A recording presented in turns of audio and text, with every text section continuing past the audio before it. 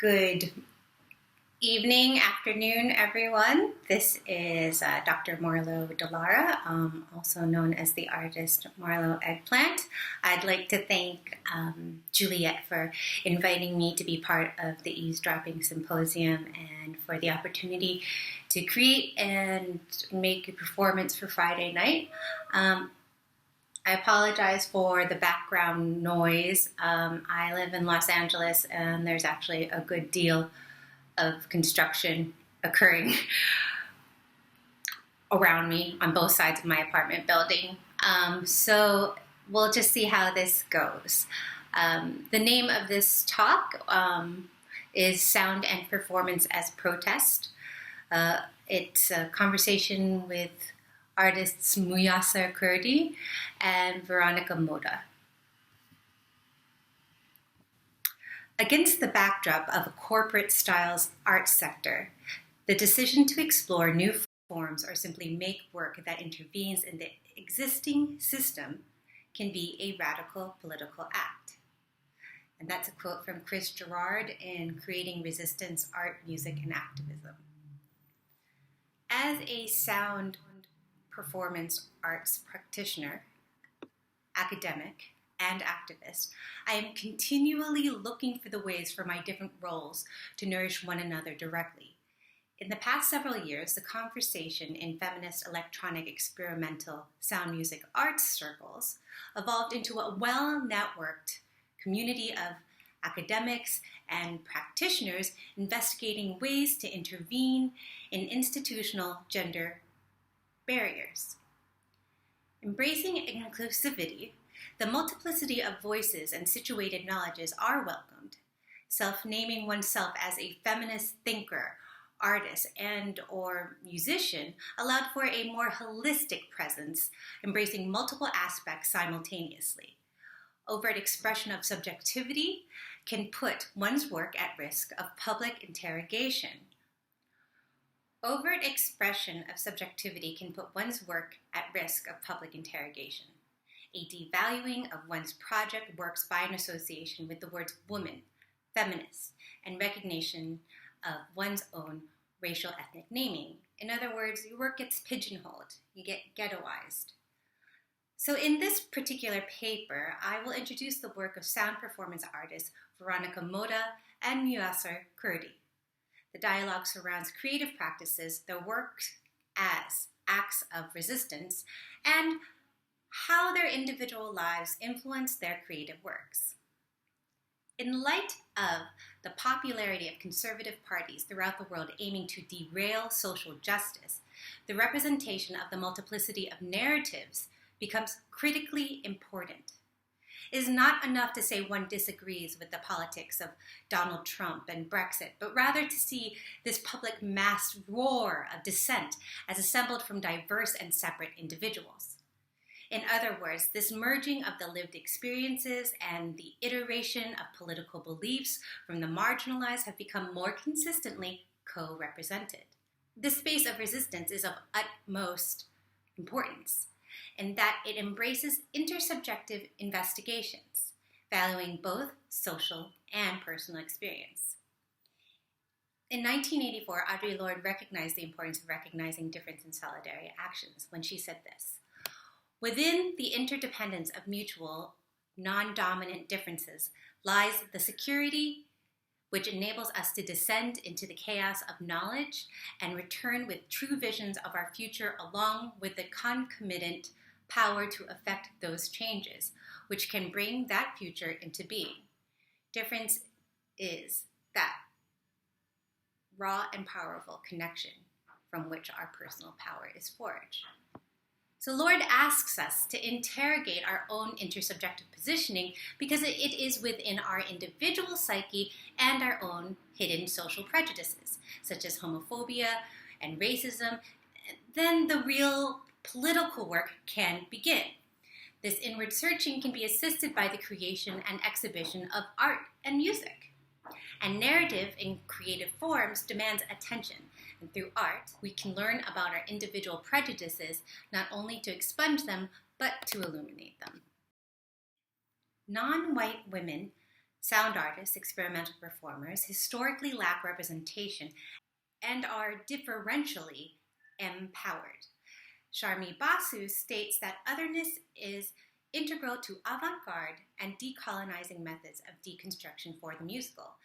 This must not be noted without the evidence that the socioeconomic challenges that marginalize and capitalize upon the female body, the idea of the feminine, the colored person, the other, and that body's desire for social equity results in devastating gendered oppression that systematically erases women from history and represses women into submission. So Basu asserts creative music as a means towards liberation. Political unrest and social injustice result in communal suffering that instigates revolutions led by artistic creations. In addition to enriching and complicating narratives, this artist's conversation is to be read as part of an uprising in which the making of sound art is recognized for its potency and usefulness in acts of resistance. Let us begin the conversation. So I'd like to begin with a quote from Tara Rogers. In Pink Noises, she says, "Sounds are points of departure to realms of personal history, cultural memory, and political struggle." I chose sound performance artists Muyassar Kurdi and Verónica Mota due to the various arenas in which they work. While both are comfortably situated within the international DIY underground noise music, both are open to using artist residencies and funding bodies in order to continue to create. Though some of these attempts have been unsuccessful due to institutional preferential treatment of white practitioners and or the unfeasibility of living wages during residencies, any economic options must be pursued. And aware of the importance of self-management and promotion, neither hesitate to vocalize their displeasure. And this displeasure is with the mainstream misogynist worldviews and capitalist structures working against artists today. Their words acknowledge their navigation through constant whiteness and male power paradigms embedded in social relations. Their artist online presences embrace personal and intimate thoughts and editorial commentary on the arts. Living in a gendered and racialized world is a reality that keeps neither from continuing to create. While the sound technology used in both Kurdi and Mota's work is often associated with the noise music genre, the term experimental is being used to contrast it from mainstream art and music. Pushing that further, these experimental works aim to transgress language that restricts interpretation and perhaps distances performer from the audience. While both continue to record, Muyassar Kurdi and Verónica Mota see live performance as having a different valence, lending itself to immediacy and protest. My goal was to create a casual atmosphere in which they could speak honestly and unfiltered about their work and experiences with sound technology and its relationship to acts of resistance. I merely wanted to create an atmosphere to recognize them as they chose to represent themselves.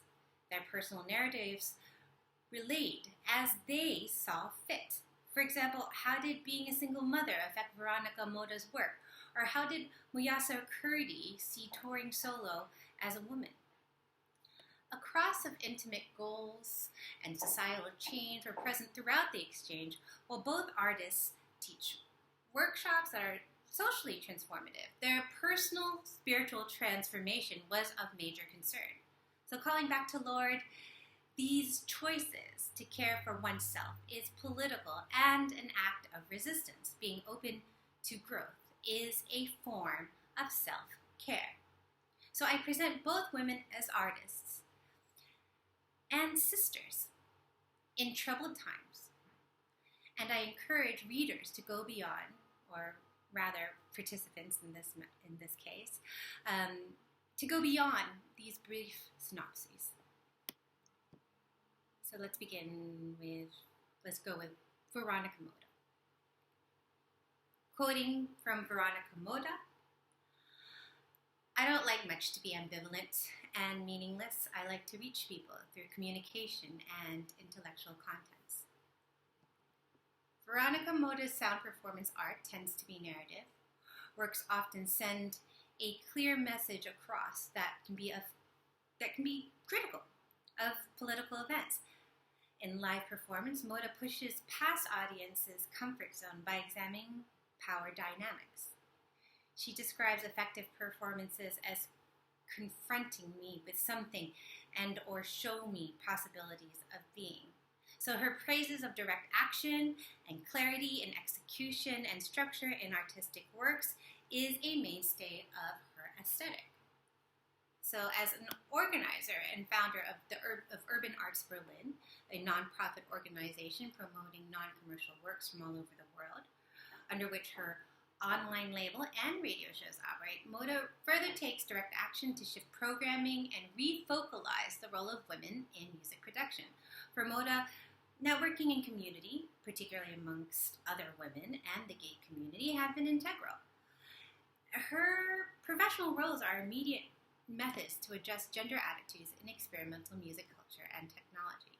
While describing her workshops, Verónica Mota uses the term technological activism. And this phrase is a concrete strategy to subvert the dominant gender in music technology.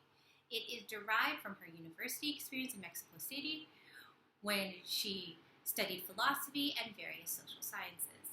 Her negative view of academia led her to further develop workshops as an approach to educational social justice. She states, I distrust the academia, because often academics ended in their middle-class circles, talking about the important themes completely disconnected of reality. I dislike that.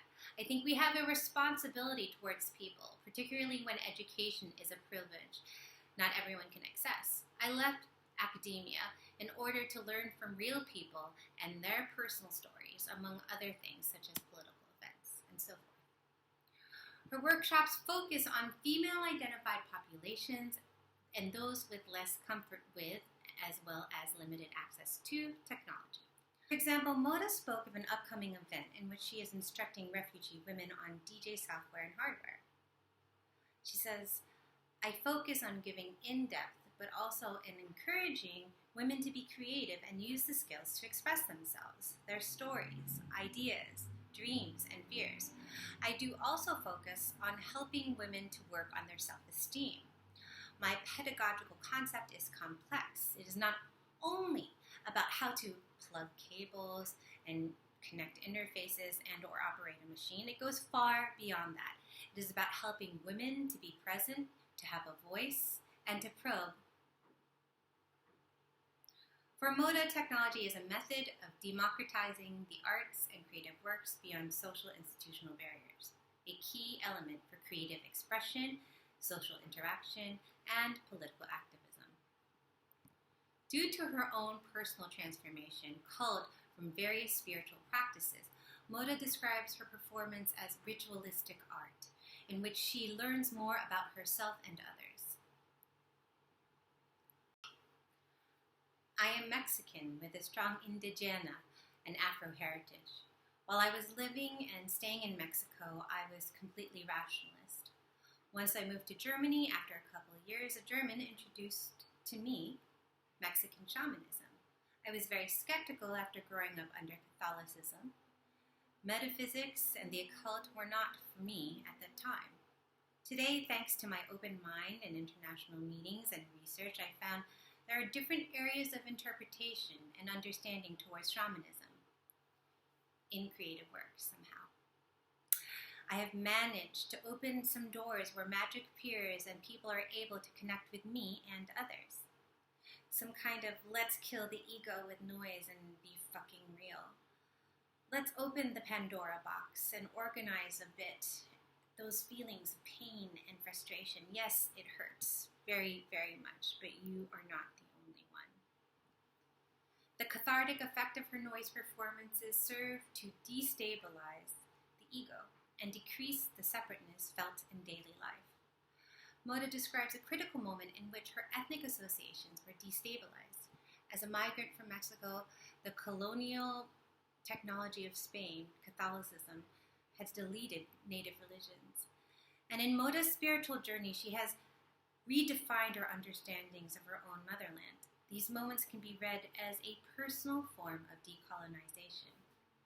As Shami Basu explains, that decolonization process of restoring indigenous identity can be very political.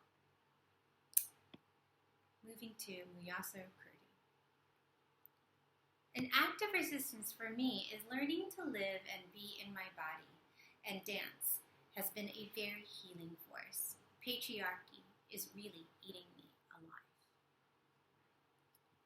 Muyassar Kurdi is an Arab-American sound and performance artist based in New York City. Contrasting from often saturated electronic processing and abstract noise sound art, her work is self-aware and attentive to the present moment. Kurdi openly addresses timeless existential dilemmas and questions her own methodology. When asked about the technologies used in her work, Kurdi responded, "I am interested in technology in the body and how these two worlds overlap and inform each other.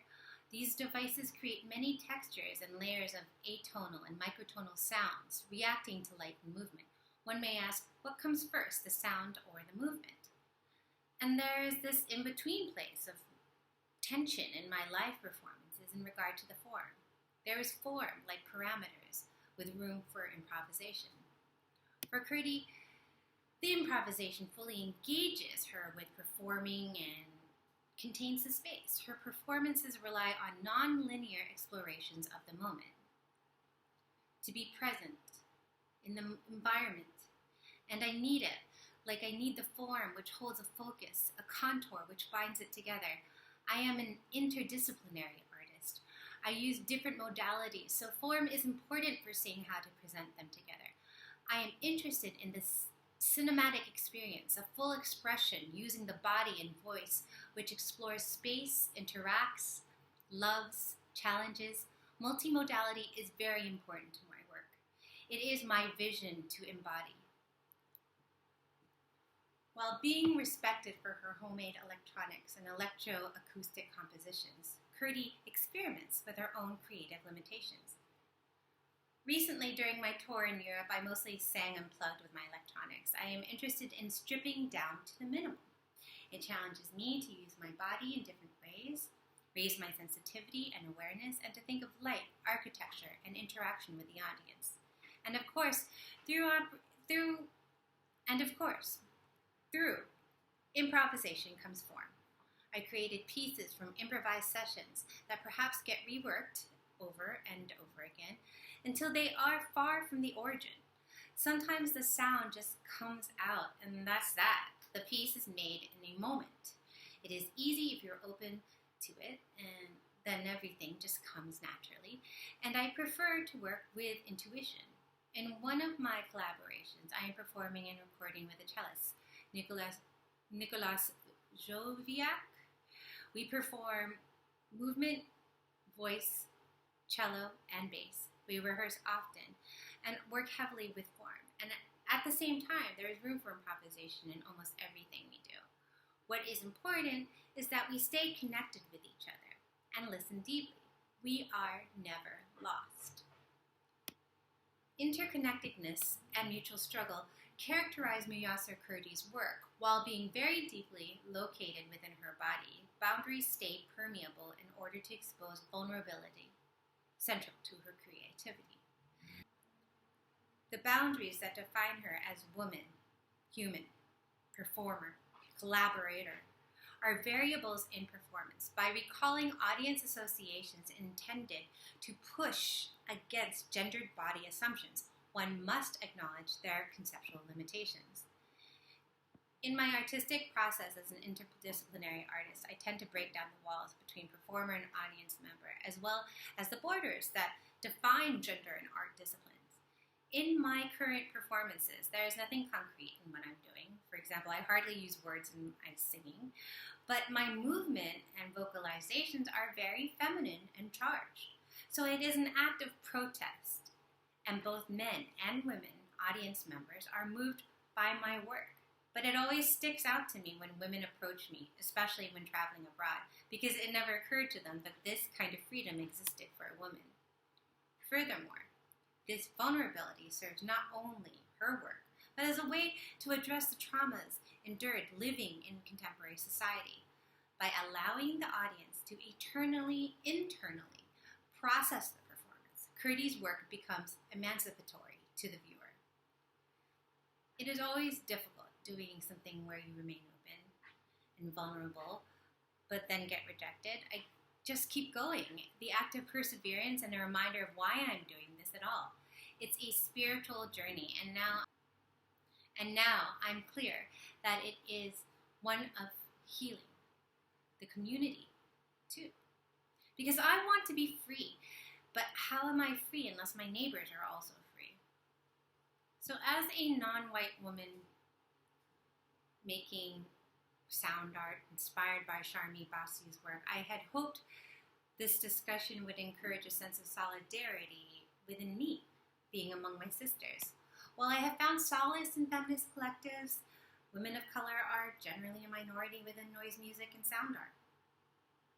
Every time inequalities and invisibilities are recognized, it enriches the community. And I did feel solidarity, but not as I had foreseen.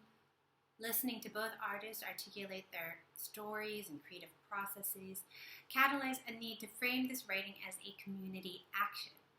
Within the context of current political unrest and socio-historical gender barriers, the work of making art is more critical than ever to the individual and to the social body. It nourishes our emotionally exhausted souls by allowing methods to exist and create. The sharing and talking about surviving these tumultuous times feeds the community of individual suffering. In this way, it is a revolutionary act, a survival method. We must live through this, and we must create. We must commune with others and extend our self-care to the larger community. I'd like to end with a quote from Sarah Ahmed, where she reminds us, "In directing our care towards ourselves, we are redirecting care away from its proper objects. We are not caring for those we are supposed to care for.